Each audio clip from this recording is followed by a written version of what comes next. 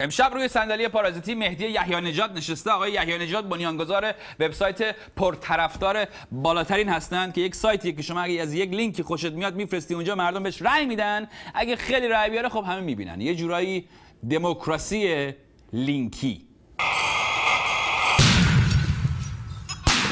آقای یحیی نژاد، بالاترین اصلا داره چیکار میکنه الان؟ بالاترین یک مکانیزم داره که مطالبی که جای مختلف منتشر میشن رو اجازه میده که مردم بهش رأی بدن، کاربراش بهش رأی بدن و بهترین هاش رو انتخاب کنن. در واقع بالاترین مثل یک امپلیفایر، یک کار میکنه، صدای دیگران رو تقویت میکنه. موقعی که یک وبلاگ نویسیه که وبلاگش شاید چند نفر بیشتر خواننده نداره، ولی یک مطلبی مینویسه که واقعا جالبه و بالاترین میرسه، بالاترین این رو به هزاران نفر، میلیون ها نفر حتی میرسونه، چون خب کسایی هستن که مثل شما بالاترین رو میخونن و ازش تاثیر میگیرن و این رو خبراشو در برنامه‌هاشون پخش میکنن. یعنی بالاترین در واقع هر صدایی رو که مهم باشه، ارزش شنیدن داشته باشه، بهش قوت میده و پخشش میکنه. ولی از خودش بالاترین محتوای خودش رو نداره، محتواش از جای دیگه میگیره. از نظر شما آقای مهدی یحیی نژاد، آزادی بیان یعنی چی؟ آزادی بیان یعنی اینکه مردم بتونن هر حرفی میخوان بزنن بدون اینکه خطری از نظر دستگیری یا سانسور در مقابلشون باشه. هر حرفی؟ هر حرفی، بجز اینکه واقعا خب همه چیز با مرزهاش تعریف میشه.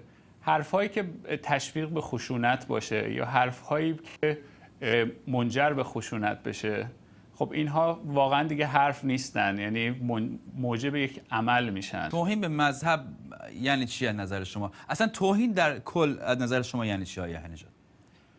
نکن، توهین واقعا یک چیزیه که خیلی سلیقه‌ایه. یعنی شما ممکنه یک کسی بهتون یک فوشی بده، حرفی بزنه و احساس توهین نکنید، ولی یک فرد دیگه ممکنه همون چیزها رو بشنوه و احساس توهین بکنه.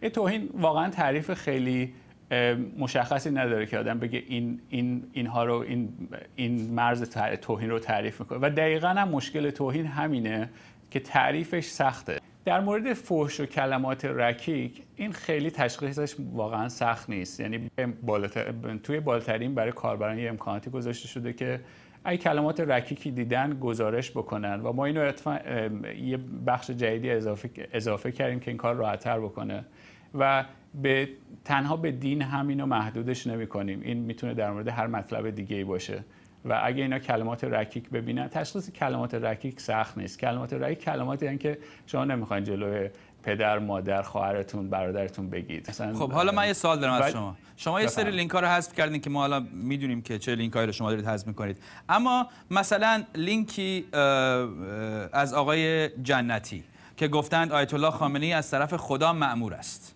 خب این از نظر شما توهین به دینه یا نه؟ این نظر شخصی من که در اینجا مهم نیست. گفتین سلیقه‌ای دیگه. نه گفتی سلیقه‌ای، آخه گفتی این سلیقه‌ای. نه درسته سلیقه، ولی خب دقیقاً اتفاقی که بالاترین افتاده، این مکانیزمی با درست کردیم که اتفاقاً سلیقه ما مهم نباشه، این سلیقه کاربرانه که مهمه. ولی الان دارین سلیقه‌تون رو اعمال میکنین که آقای یحیی نژاد. نه نمی‌کنیم اتفاقاً.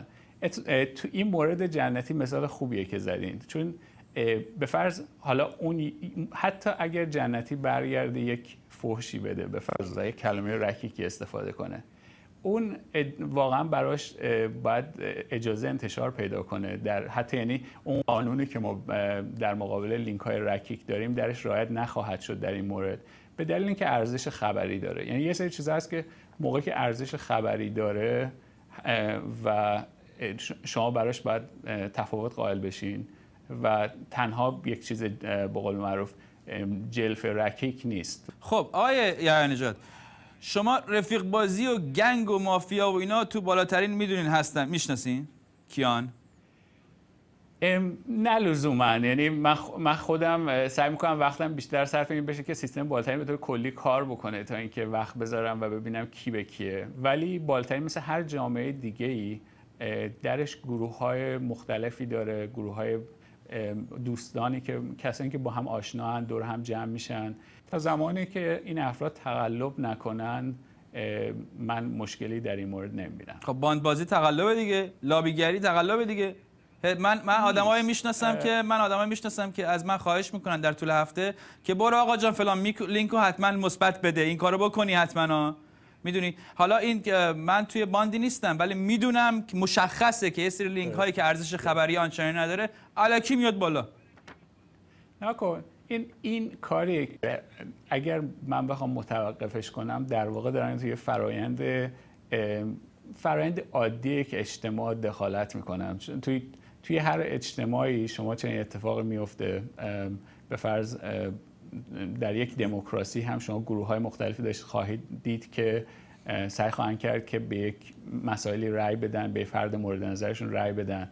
حالا اون فرد مورد نظر ممکنه مورد پسند من و شما نباشه یا حتی ممکنه به فرض آدمی باشه که اصلا صلاحیتش رو نداشته باشه، ولی خب اینا واقعیت‌های دموکراسیه و با قبولش کرد. خب چرا به سختی عضو میپذیرید؟ یه زمانی مثل آب خوردن عضو میپذیرفتید، یه سری آدم اومدن اون تو رو حالا درشو بستین. کار حضرت فیله الان که آدم بیاد تو بالاترین کاربر بشه، یکی بخواد بره. یعنی این یک گروهی با یک عقیده خاصی در یک زمان خاصی اومدند و وبسایت شما رو الان گروگان گرفتن و هیچ کس نمیتونه دیگه وارد بشه.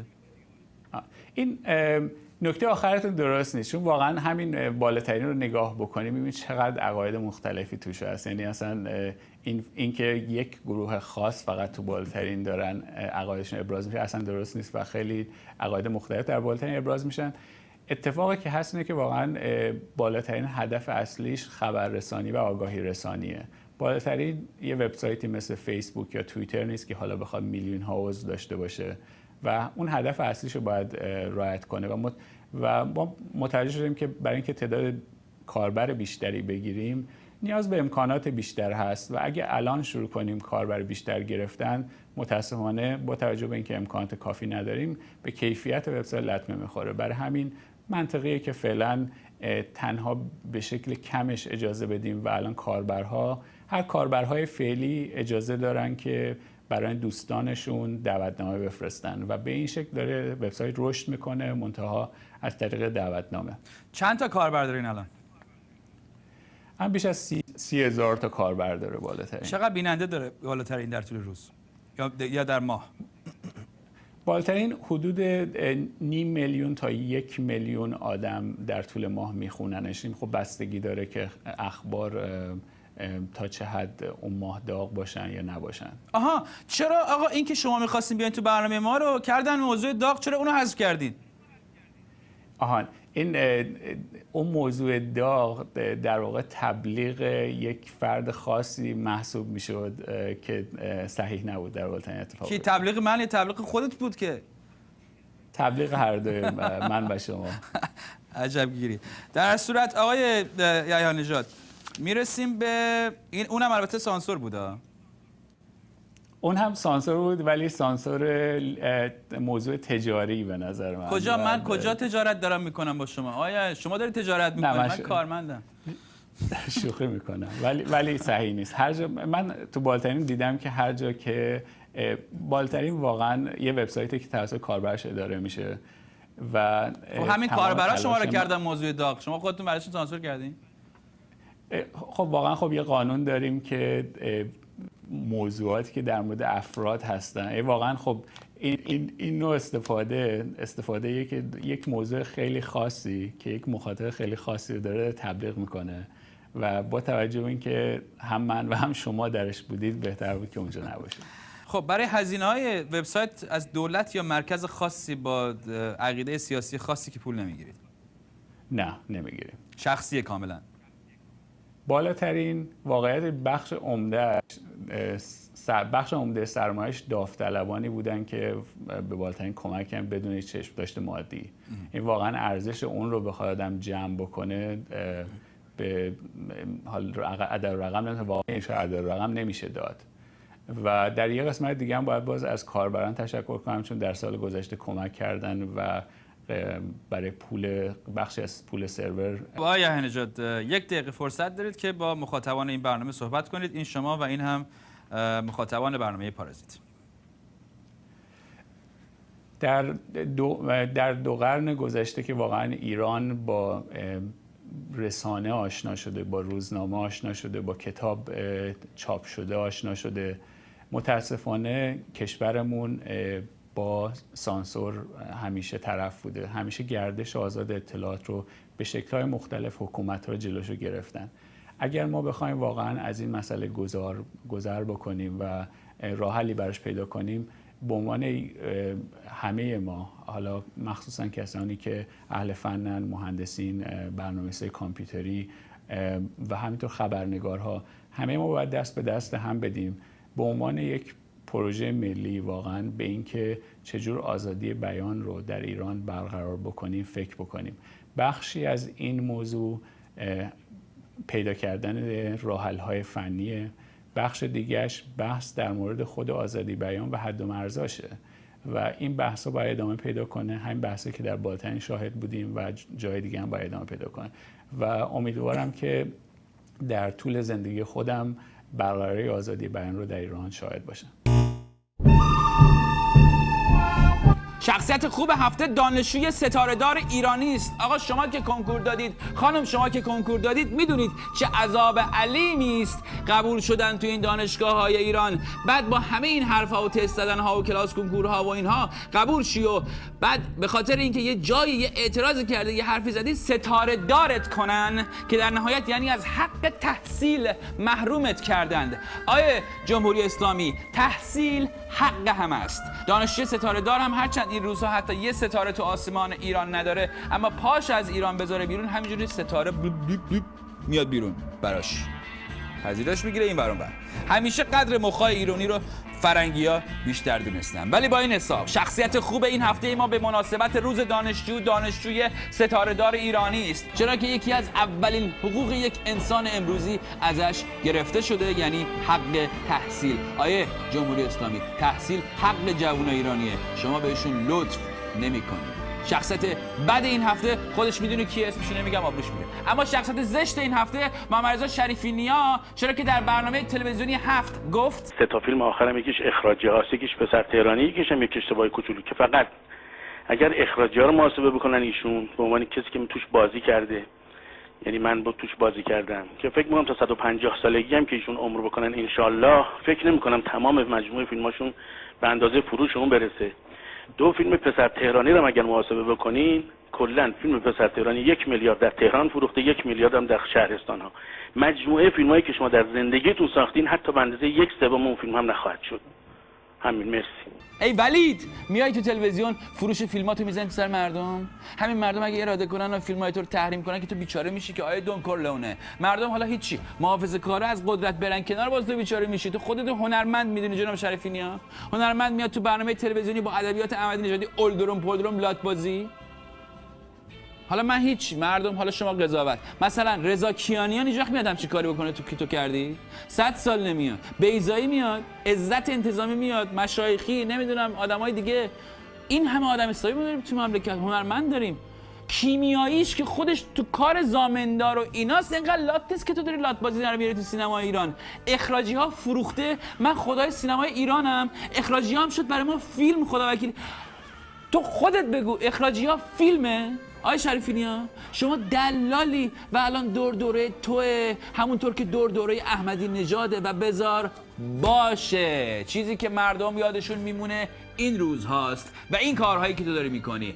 شخصیت زشت هفته پارازیت با بیفرهنگی هرچی تمامتر فکر میکنه میشه با پاچه‌خواری و لاتبازی تو ایران کار فرهنگی کرد. این چهره محمد رضا شریفی نیا یکی از زشت‌ترین شخصیت‌هایی که پارازیت تا کنون معرفی کرده و والسلام. خب این بود برنامه این هفته پارازیت. من سامان اربابی، من کامبیز حسینی هستم و فکر میکنم که گر نکوبی شیشه غم را به سنگ، 7 رنگش میشود 70 رنگ.